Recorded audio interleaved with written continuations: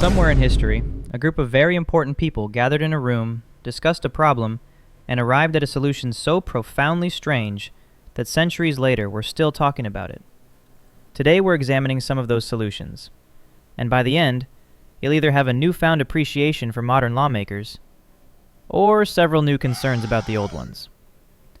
Nothing like enjoying a quiet coffee in the 1600s Ottoman Empire, before the government decides your drink is basically a portable rebellion. 1600s Ottoman Empire. You're tired, so you go to your favorite coffee shop to recharge, and accidentally walk into the Ottoman version of Twitter. People arguing, whispering, side-eyeing the government like it owes them money. Some guy in the corner goes, "I haven't looked into it, but I have opinions already." And the fuel behind all this chaos? Coffee. Yes, coffee. Not alcohol, not drugs, just legally questionable brain activity in liquid form. See, coffee houses weren't cafes. They were idea incubators with worse security protocols than a medieval prison. Inside you had merchants pretending they're economists, poets pretending they're philosophers, random guys who should not be trusted with sentences, let alone opinions, all gathered around like, all right, what's wrong with literally everything? And suddenly it's not small talk anymore. It's debate, criticism, full-blown, what if the empire is kinda conversations? To the authorities, this wasn't harmless chatter. This was, oh no, they've discovered thinking. Even worse, they were thinking together. And nothing terrifies a government faster than a group of caffeinated people realizing, wait, are we allowed to notice things? So naturally, the conclusion is flawless. The problem is clearly the drink that makes them aware of reality. So they ban it. Yes. Some officials look at a cup of coffee and decide, this is basically political arson in liquid form. Coffee houses get shut down, coffee gets confiscated, and suddenly, holding a warm drink becomes a suspicious personality trait. Imagine being arrested like, "Sir, what is that?" "Coffee." "That smells like coordinated dissatisfaction." Some religious authorities even step in and claim coffee has intoxicating effects, which is hilarious because what they really mean is, people are awake and we would like that to stop immediately. So officially, coffee equals emotional instability equals government headache. Solid science. And of course, it fails instantly. Ban goes out, some guy's already mid-sip like, yeah, I'm gonna ignore that. Because illegal doesn't create obedience, it creates hobbies. So coffee doesn't disappear, it rebrands.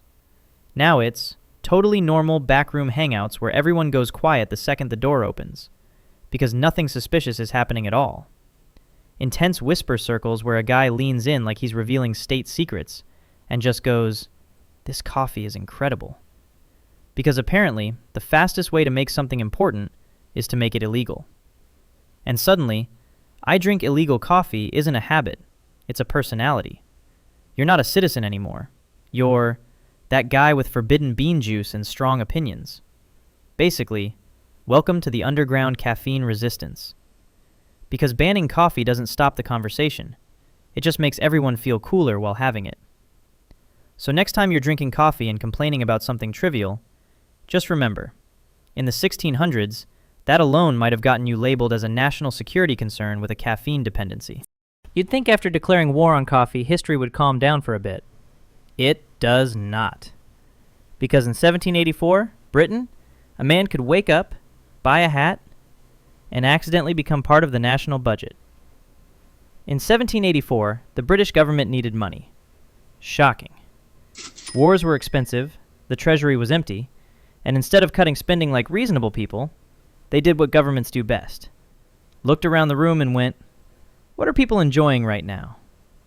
And after what historians assume was a very serious discussion, they collectively decided to ruin fashion.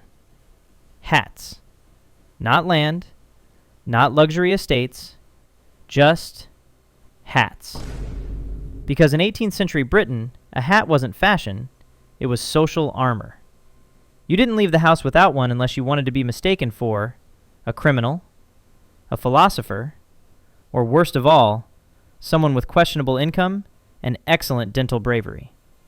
which, to be fair, in Britain, was already a competitive category. So the government looked at millions of perfectly covered heads and thought, that's not style. That's an untapped financial opportunity. See, hats were everywhere.